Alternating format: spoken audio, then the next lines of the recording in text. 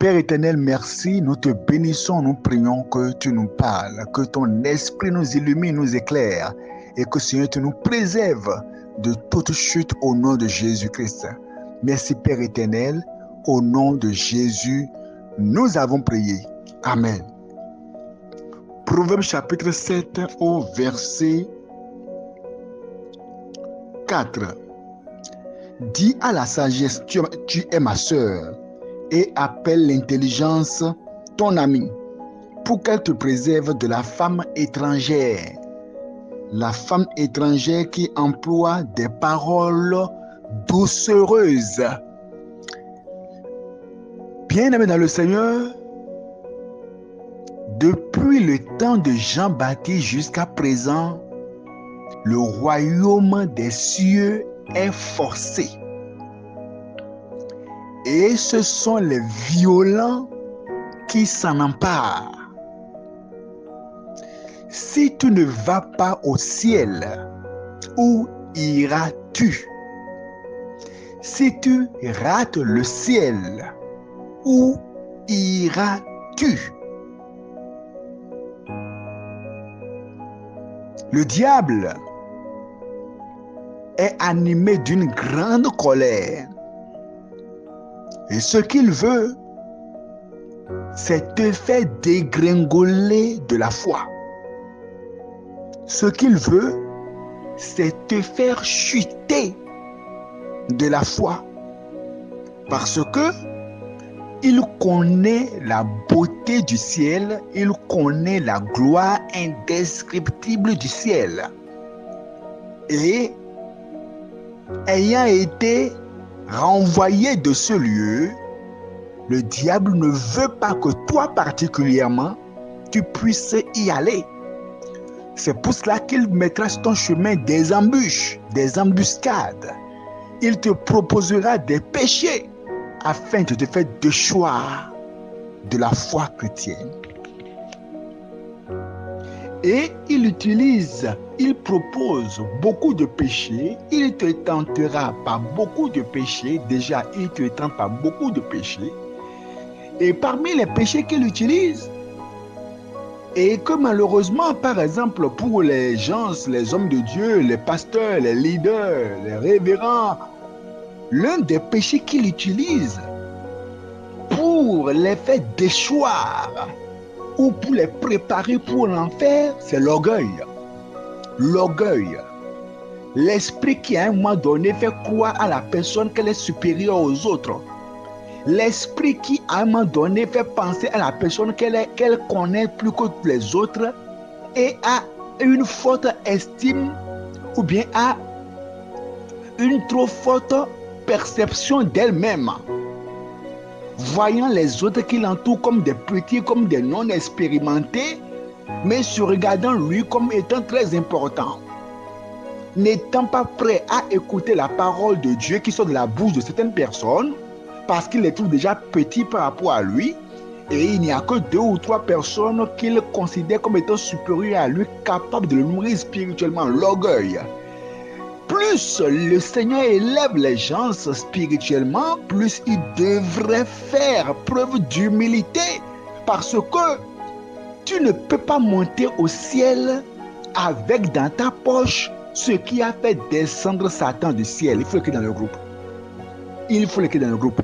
Tu ne peux pas monter au ciel avec dans ta poche ce qui a fait descendre le diable du ciel. C'est l'orgueil. Donc il utilise l'orgueil, le m'as-tu vu, il utilise toutes sortes de péchés, mais aujourd'hui je vous parlerai du péché sexuel. Le péché sexuel fait partie des péchés que le diable utilise pour envoyer le grand nombre dans le feu éternel. Le péché que je dis toujours a fait descendre, a fait terrasser Samson.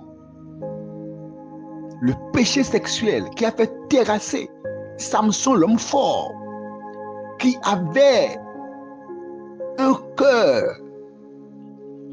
trop rapproché du sexe opposé. David, qui aussi a été abattu par le péché sexuel. Salomon qui a été écrasé par le péché sexuel.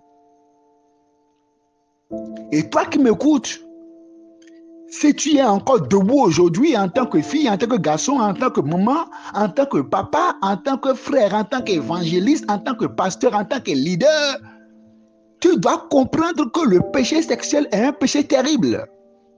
Est un péché qui vient anéantir ton image, un péché qui vient ternir ton témoignage chrétien, un péché qui, lorsqu'il t'attaque, si tu n'es pas un homme, tu auras du mal à te relever.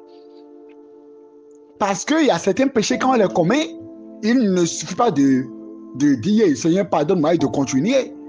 Il faudra aller réparer les torts. Il faudra aller le confesser à qui de droit. Tu ne peux pas être un homme marié, commettre le péché sexuel, l'adultère, et t'enfermer dans la chambre et dire « Seigneur, pardonne-moi, c'est fini ». Non, tu dois confesser cela à ta femme. Et si tu es dans l'église, confesser cela à ton pasteur. Et s'il y a une sanction qui doit s'en suivre, ça s'en suivra. Et dans le livre de Proverbes, chapitre 7, au verset 4, dit « À la sagesse, tu es ma sœur, et appelle l'intelligence ton amie, pour qu'elle te préserve de l'étranger qui emploie des paroles doucereuses. » Ça commence toujours par là. Le péché sexuel commence toujours par des paroles doucereuses, par les jeux de phare qu'un homme peut envoyer à une femme ou que la femme peut envoyer à un homme. Ça peut commencer par un sourire qui paraît innocent, un sourire que cette fille t'envoie et toi aussi tu lui réponds par un sourire. La chute peut commencer par un sourire. Il faut l'écrire dans le groupe, il faut l'écrire.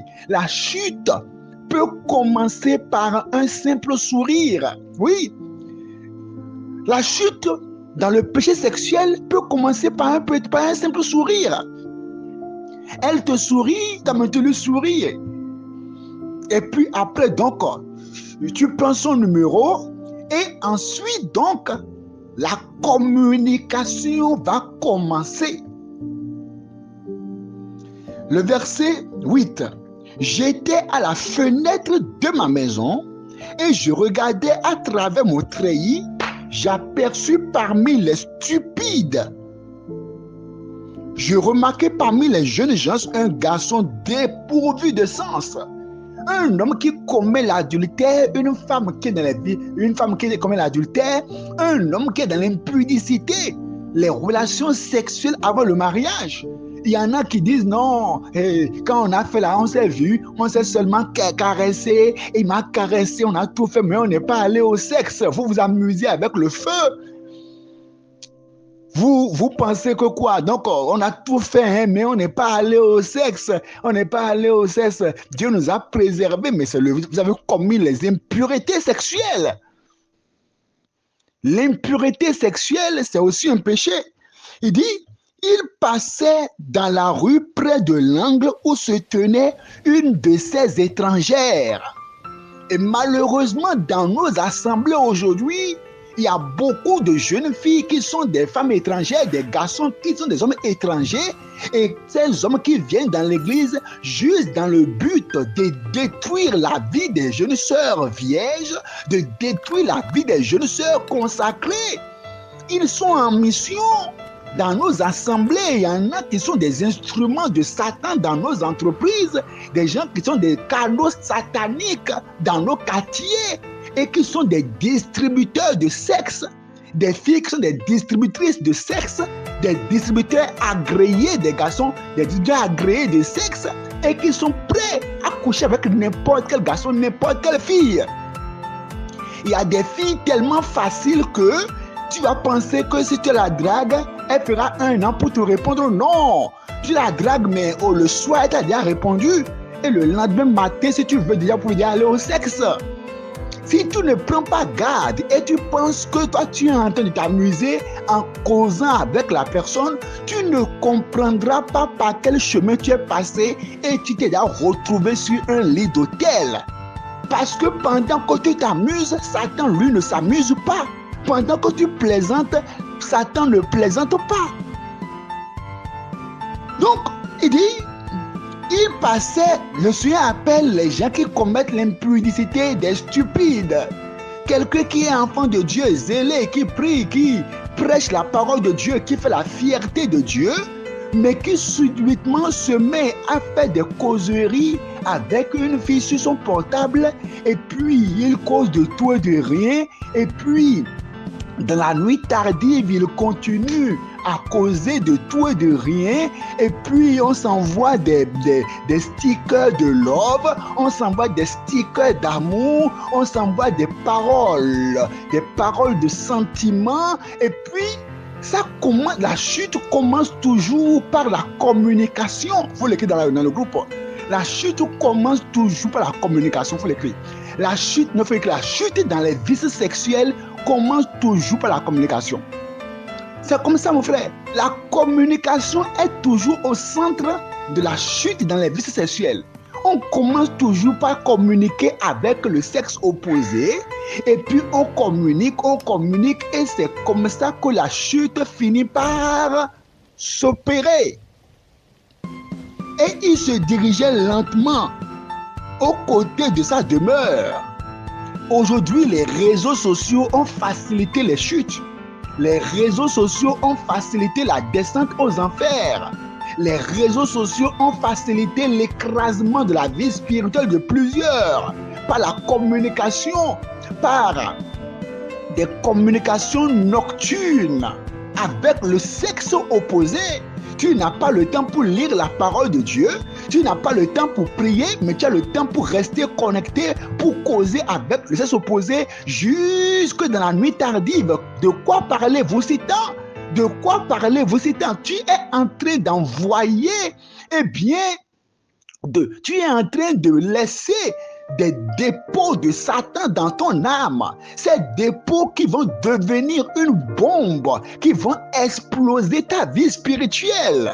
Lorsque tu te mets à causer avec le sexe opposé, tu communiques avec elle, avec ce garçon, avec cette fille, même si au départ tu ne l'appréciais pas, même si au départ c'était une communication innocente, elle va devenir une communication virulente parce que la familiarité engendre le sentiment. Donc la chute par le sexe vient par la communication, la chute par le sexe aussi vient par les regards. Le fait de regarder et de re-regarder, le fait de voir et de vouloir bien voir, c'est comme ça que la chute commence. Lorsque tu es sur TikTok, tu es sur WhatsApp, tu es sur YouTube, tu es sur Instagram, et puis des vidéos viennent à toi, des vidéos de publicité impure, et que tu t'attardes à regarder, à re-regarder des filles qui ont du plaisir à exposer leur nudité sur les réseaux sociaux. Elles sont en mission pour le diable. C'est dans le but de pouvoir envoyer des dépôts dans l'âme de quelqu'un, des artistes, de grands artistes, mais qui chantent en étant en slip, mais elles sont en mission du diable. Le but, c'est envoyer des dépôts dans l'âme de quelqu'un, des dépôts d'impureté, d'impudicité, d'adultère. Et s'il y a quelqu'un que Satan vise, c'est surtout les enfants de Dieu. On ne pourchasse pas l'oiseau qui est dans la cage. On pourchasse l'oiseau qui est hors de la cage. Les enfants du diable, les pécheurs, sont déjà dans la cage de Satan. Mais Satan cherche à rattraper les enfants de Dieu qui ont quitté sa prison. C'est pour cela que tout ce qu'il utilise comme armement, tout ce qu'il utilise comme stratégie, c'est dans le but de te ramener toi dans le royaume de Satan, de te capturer à nouveau par le péché sexuel, par les vices sexuels. Plusieurs chrétiens ont leur vie anéantie, leur consécration anéantie. Plusieurs papas, plusieurs mamans, plusieurs hommes de Dieu ont leur vie anéantie juste à cause des regards. Une Une jeune fille qui poste sa vidéo sur les réseaux sociaux et qui porte un habit qui est cintré, serré, qui montre son devant, son derrière. Dans quelle intention elle est? L'intention, c'est tout simplement Satan qui lui a mis ça, c'est pour séduire. Et donc, toi, tu es dans ton bureau, dans ta chambre avec ton portable, le petit portable qui peut te faire descendre aux enfers. Le portable va faire descendre plusieurs personnes en enfer. Il faut l'écrire dans le groupe. Le portable va faire descendre plusieurs personnes en enfer. Il faut l'écrire. Oui, dans ta chambre, tu gardes le portable et tu regardes la fille, tu la regardes encore. Tu la regardes encore. Et il y en a qui ont sélectionné des photos de belles filles, de très belles filles dans le portable. Et c'est avec ça qu'ils se masturbent. Ils font des imaginations impues sexuelles, des fantasmes sexuels dans leur cerveau en se masturbant avec la photo de cette fille dépravée qui a porté des choses sexy. Et malheureusement, il y a même des prédicateurs qui sont dedans, des évangélistes, des personnes qui prient, qui opèrent des miracles, mais malheureusement, qui sont vaincus par les vices sexuels, les fantasmes sexuels, les regards. La chute commence aussi par le regard. La chute, faut écrire, la chute commence aussi par le regard. Rappelez-vous de Ève qui a regardé le fruit et qui s'est dit que ce fruit est digne d'ouvrir l'intelligence. Ta chute dépendra de ce que tu t'attardes à regarder. Ta chute dépendra ou découlera de ce que tu t'attardes à regarder. Ta chute dépendra de ce que tu t'attardes à regarder. Le péché sexuel, c'est un péché terrible. C'est un péché terrible. Il dit, c'était au crépuscule. Pendant la soirée. Pendant la soirée où les gens, il y en a qui des garçons, des chrétiens qui vont à des rendez-vous. Des gens qui vont à des lieux douteux. Il dit, au milieu de la nuit et de l'obscurité. Qu'est-ce que tu fais dans la nuit, au milieu de l'obscurité? Verset 10. Et voici, il fut abordé par une femme ayant la mise d'une prostituée et la ruse dans le cœur. La fille que tu es en train de poursuivre, et elle est belle, tu dis elle est gentille, et à cause de sa gentillesse, tu as oublié ta femme qui est au dehors. C'est parce qu'elle est au dehors qu'elle est gentille comme ça. Tu trouves ta femme qui est à la maison, tu la trouves arrogante, tu trouves qu'elle n'est pas gentille, elle n'est pas bien habillée et tout ça. Et puis, celle qui est au dehors, oh, elle est gentille, elle sait sourire, mais c'est normal qu'elle sourie. C'est normal qu'elle soit gentille. Elle est au dehors, mais envoie-la maintenant chez toi à la maison, tu sauras ce qu'elle est réellement. Et tu trouves qu'elle est supérieure à ta femme. Et donc tu as du plaisir à communiquer avec elle et tu dis non, quand je suis avec elle là, je suis à l'aise quoi, vraiment, elle est gentille, au moins elle sait sourire, est-ce qu'elle connaît tes caprices? Est-ce qu'elle connaît tes caprices? Ta femme connaît tes caprices. Il y a des choses que ta femme n'aime pas en toi, mais là, celle qui est au dehors ne connaît rien de toi. Et donc elle est gentille, elle sourit à tout moment, mais envoie-la chez toi pour voir. Au lieu de t'accrocher à ta femme pour l'entretenir, pour lui donner la joie, tu as les yeux sur celle qui est gentille au dehors. Mais elle a la ruse dans le cœur. Elle dit, ayant la mise d'une prostituée et la ruse dans le cœur. Je suis déçu parce que plusieurs oints de Dieu sont tombés dans l'adultère. Plusieurs personnes, des chrétiens zélés, chauds, sont allés en mission dans une entreprise, sont allés en mission pour leur entreprise à l'extérieur et ils sont logés à l'hôtel. Et la nuit seulement, une jeune fille vient frapper la porte de notre frère évangéliste, de notre frère prédicateur. Elle frappe la porte pour dire, ah, vraiment, vous êtes là, bien habillé, bien sexy. Parce que dans les hôtels, il y a des filles comme ça qui viennent offrir leur service. Elles viennent offrir leur service. Quand vous êtes là, oui, et puis le frère, c'est un frère zélé, c'est un frère engagé, mais c'est un frère qui a été envoyé en mission par son entreprise et il est logé dans un hôtel. Et ces filles sont dans les hôtels. Et puis elles viennent proposer leur service. Quand vous êtes là et tu ouvres la porte, le frère ouvre la porte, il voit une fille maquillée joliment habillée de manière sexy, tout est serré sur son corps. Et puis il la regarde et dit oui, c'est pour vous dire que je suis là pour être à vos côtés, hein, au cas où vous serez dans le besoin. Et puis elle fait quelques jeux de yeux. Et puis elle tourne un peu de manière stratégique. Et puis le frère ne sait pas comment ça s'est passé. Lui qui était oint par le Seigneur, rempli d'esprit de feu, lui qui était un évangéliste de feu, il va tomber dans le péché sexuel. Il tombe dans le péché sexuel et maintenant lorsque les gens tombent dans ce péché, Satan leur dit de cacher ça, de ne pas le dire à quelqu'un. C'est une honte. Alors que ce péché ne se cache pas, on le confesse. On le confesse. Un évangéliste, des grands évangélistes sont tombés. Des grands pasteurs, des grands prédicateurs sont tombés. Lorsque tu es un homme de Dieu et que tu ne fais pas attention avec le sexe opposé, même dans ton assemblée, et c'est toi qui es le grand conseiller, tu as un bureau dans lequel tu fermes le bureau et puis la femme d'autrui est avec toi, c'est toi le grand conseiller, tu vas tomber.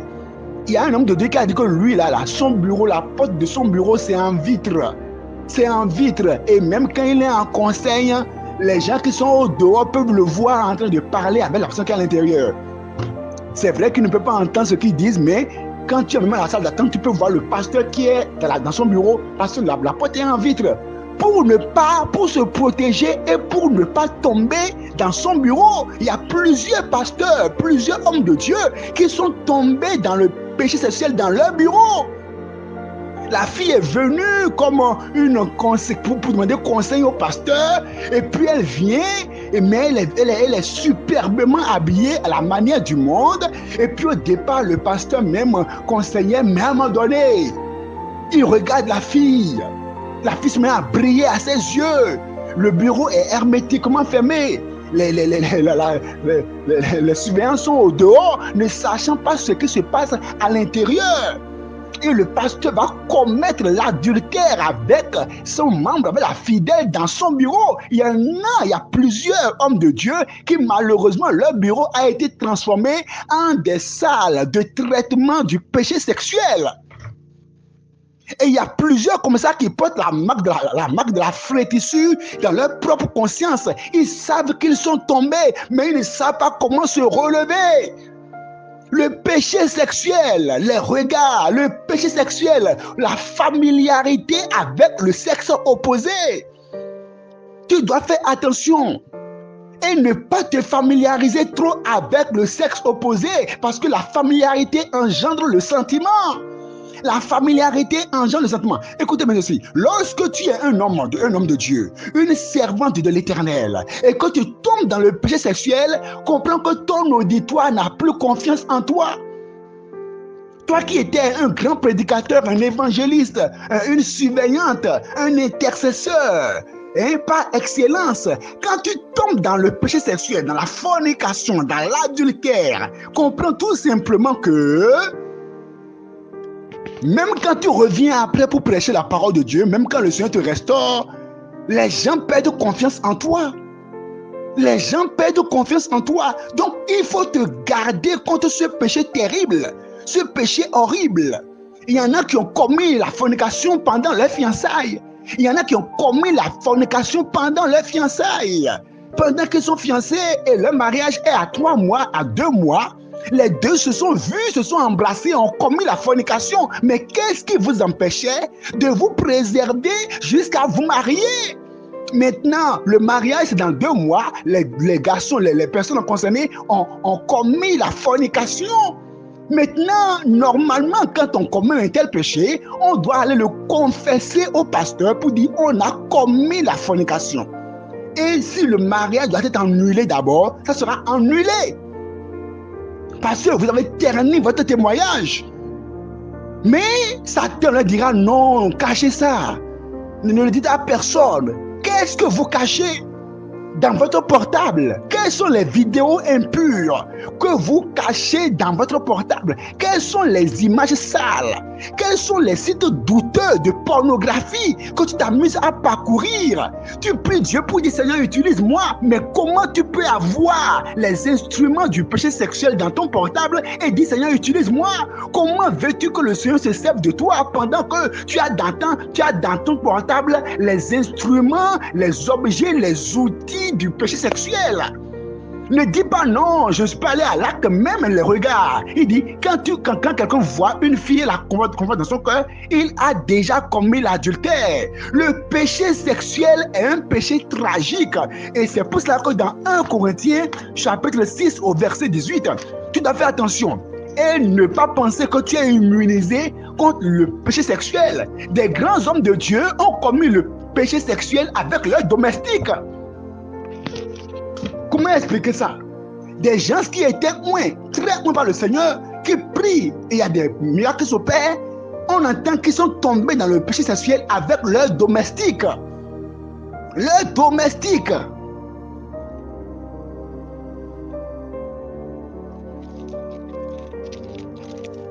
Lorsque vous voulez prendre des domestiques, sachez prendre des domestiques. Il ne faut pas aller prendre des domestiques dont l'âge rivalise avec la mère du foyer. Et on dit non, mon mari est spirituel. Moi j'ai 30 ans, mais la domestique a 25 ans. La domestique a 25 ans et elle est encore même plus jolie encore que la maman de la mère du foyer. Et c'est ça que vous voulez comme domestique. Et vous ne comprenez pas que vous avez rapproché l'enfer de votre maison. Vous ne comprenez pas que vous avez envoyé un outil de Satan dans votre maison. On envoie un plan domestique et puis on pense que non, le mari est trop spirituel. Il ne peut pas chuter avec une fille comme ça. Et c'est la fille qui vient, qui est là, en train de préparer à manger tous les jours. C'est elle qui est là. Quand maman est au boulot, c'est elle qui est là. Quand pour aller faire le lit, c'est elle qui est là. Pour aller même laver encore les dessous du papa. C'est elle qui est là, qui prépare à manger. Et le mari est là, chrétien, oui, et il regarde tout ça. Les sentiments viennent de la familiarité. Et très souvent, les hommes chutent avec les domestiques et souvent ils ne disent rien. Et c'est des dossiers qui pèsent sur leur conscience. 1 Corinthiens 6, 18. Fuyez l'impudicité. Quelque autre péché qu'un homme commette, ce péché est hors du corps. Mais celui qui se livre à l'impudicité, le rapport sexuel avant le mariage. Aujourd'hui, on dit non, comment on peut être un jeune sans avoir de copains? Comment on peut être un jeune sans avoir de copines? Et il y a même des assemblées dites chrétiennes qui tolèrent aux jeunes d'avoir de copains ou de copines. Et on dit non, sans copains, comment vont se marier? Vous tolérez aux gens d'aller faire un stage en enfer? On dit aux jeunes, non, laissez les jeunes. Comment on peut être un jeune sans avoir de copains, de copines? Laissez-les avoir de copains, de copines. Donc, vous tolérez à vos jeunes d'aller faire un stage en enfer.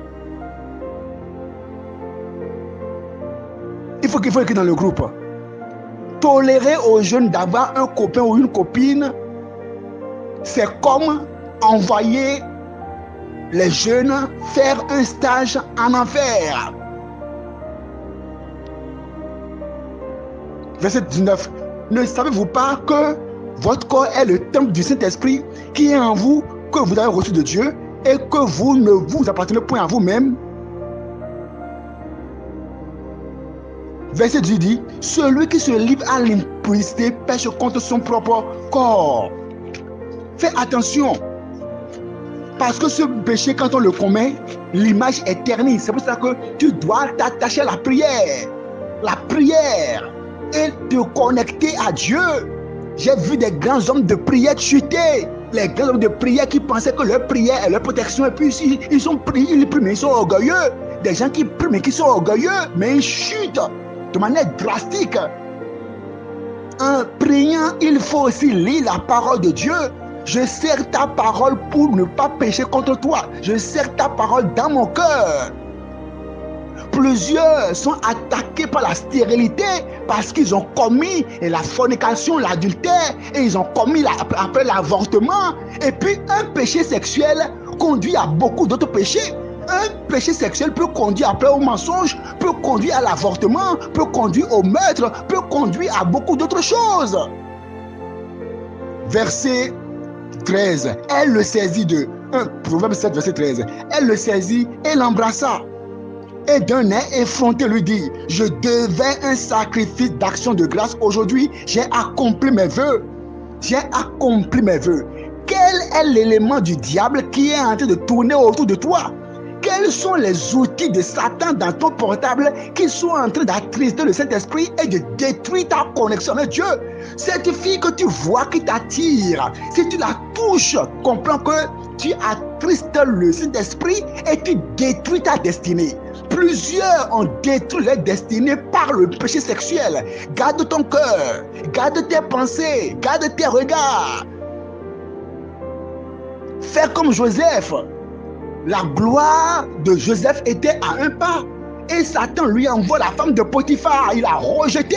Il y a des gens qui ont détruit leur destinée, détruit leur onction, détruit leur gloire, détruit leur puissance, détruit leur mission sur terre. Ils ont été déroutés, écrasés, bousillés à cause du péché sexuel. Ne laisse pas une communication enfanter ce péché. Ne laisse pas tes regards enfanter ce péché. Ne laisse pas TikTok, Instagram, les vidéos de YouTube briser ton espérance ou détruire ta connexion avec Dieu. Le temps est contre moi. Que le Seigneur nous préserve et qu'il nous accorde la grâce de rester connecté à lui pour ne jamais tomber dans ce drame du péché sexuel qui n'est pas sans conséquences. Des conséquences terrestres et des conséquences encore éternelles. Et même quand Dieu pardonne parfois, il te laisse subir des conséquences. Veille sur ta vie.